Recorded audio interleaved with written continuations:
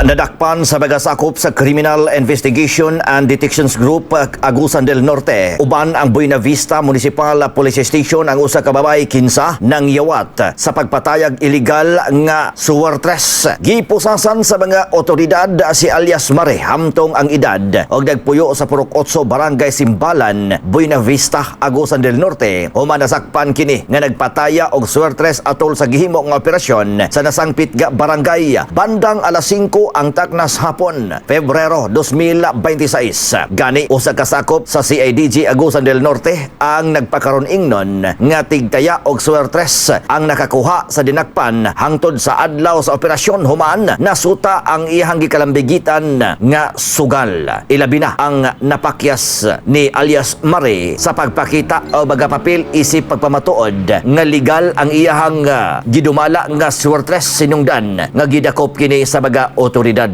Nakuha gikan sa dinakpan ang 1,000 nga kuwarta, mga gamit o uban pa. Mauusab kini ang gamiton sa baga otoridad nga baga ebidensya ang nakuha kaniya aron mapasakahan og kaso may kalabutan sa Republic Act 9287 kon illegal gambling of the Philippines. Mga katropa, extra energy ba sa panglawas ang inyong gikinahanglan? Mag-premium D3 na kamo. Alang sa nagkahiusang Pilipino para sa Pilipinas, Junje Lebrias, XFM News.